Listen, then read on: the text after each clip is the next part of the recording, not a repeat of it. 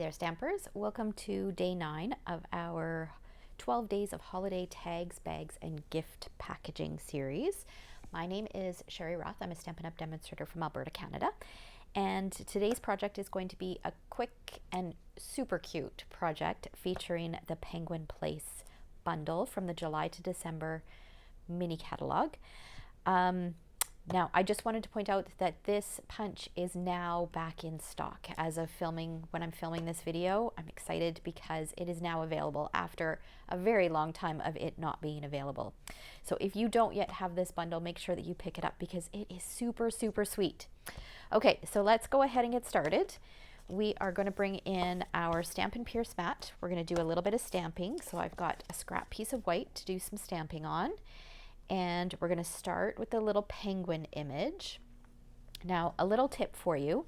When you're working with these builder punches, so the punches that have multiple images in one punch, what I do recommend, if you're only punching one part of the image, then flip it over and have a look at where that image is. Okay, so you can see here, this is the only piece that I'm going to be using for this particular project.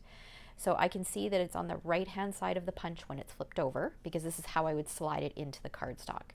So what I'm going to do so that I avoid wasting a lot of cardstock is I'm going to flip my image over and stamp it on the left side of my cardstock. And that way I can go ahead and I can slide this in, line it up, and I don't have all of these extra bits that are being punched out. Okay, so a little tip when you're using your builder punches to conserve your cardstock.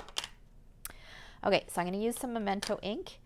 Ink my penguin up. Make sure it's nice and inked. And because this is a photopolymer stamp and it is a little bit more on the bold or solid side, I'm using my Stampin' Pierce mat so that I get a nice crisp image. Okay, and actually we do need one more thing, I think, from this color. I'm going to take the Season's Greetings, also from this stamp set, and let's flip this over. Stamp that down. Okay, I don't think anything else is in black, so we can set that aside. Now I'm going to bring in my punch, and just like I said, see, by doing that, I will end up punching out a partial foot, but that's okay. All right. Okay, so we've got our little penguin, and that's the only waste from the cardstock. Whereas if I had stamped it on this side, I would have punched it out and I would have wasted all of that cardstock. Okay, so just a little tip.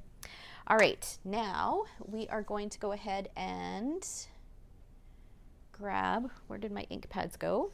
We're going to use this, and we're going to use pumpkin pie. Let's start with some pumpkin pie. I'm going to add his feet. So there is a stamp in the stamp set where you can add both feet at the same time, or there is a foot stamp on here, so you can punch it out of cardstock if you want. I'm just going to stamp those 2 feet on there, and then his beak.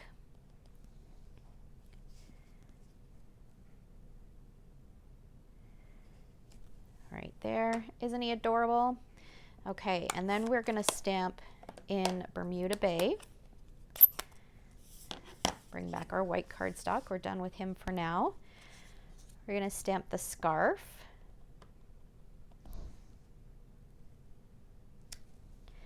And the toque.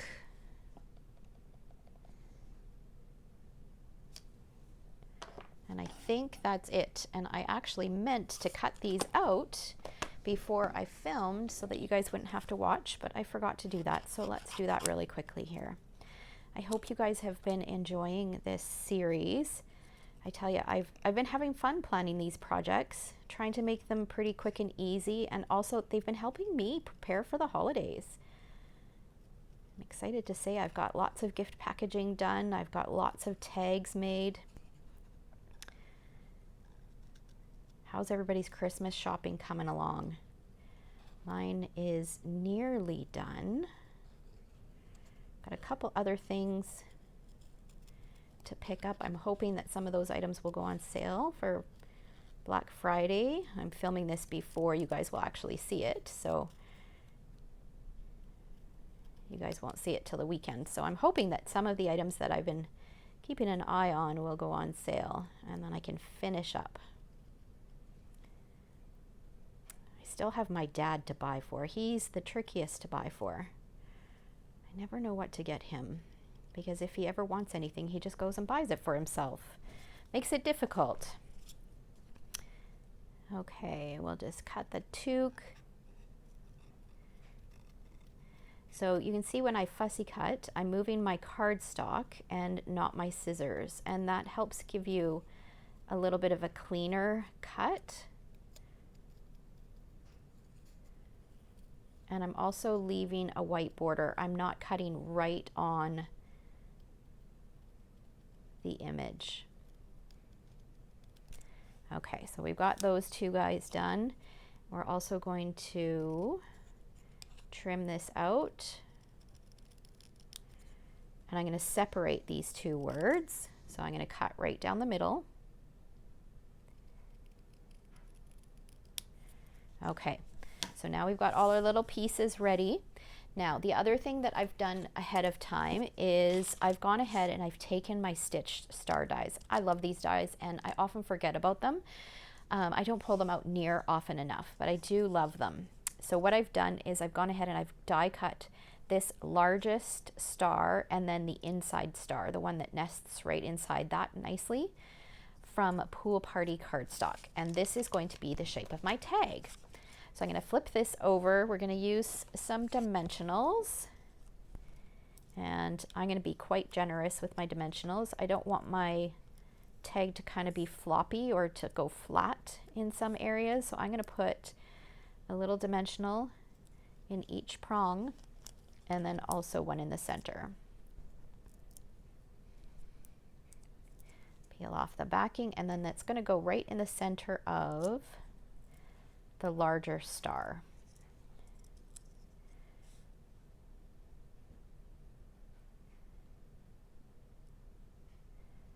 Just like that.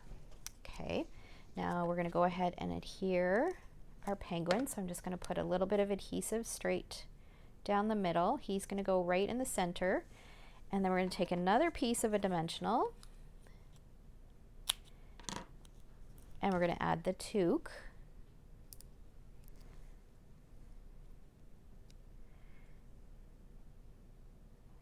Pop that up. Look how cute. And then we'll take another dimensional and pop up the scarf. So this tag has lots of dimension, but that's okay because it's going on a gift. It's not going into an envelope. It's not being mailed. And if it was going on a gift to be mailed, it would likely go as a parcel anyways. Love it. This guy is so sweet.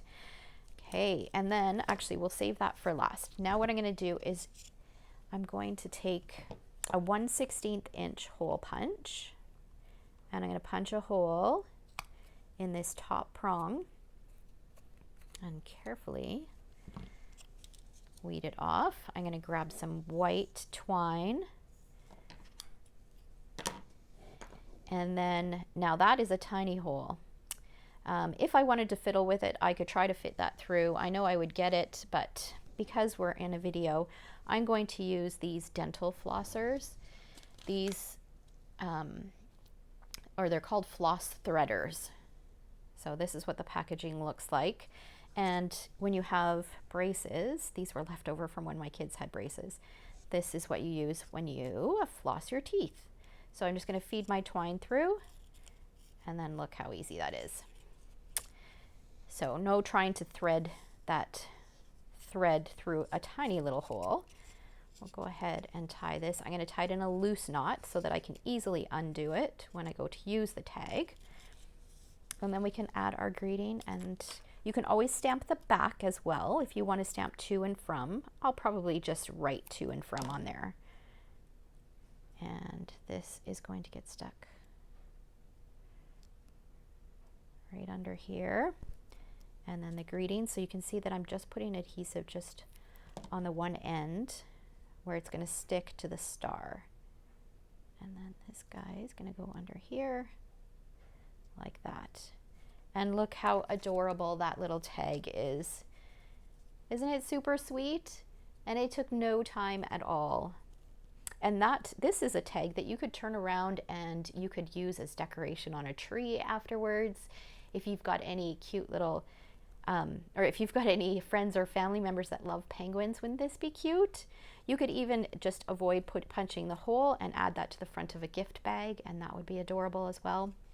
All right, so I hope you guys enjoyed that. I will have a full supply list in the description of this video. If there's anything that you'd like to order, feel free to shop my Canadian online store. Thanks so much for watching. I'll see you tomorrow.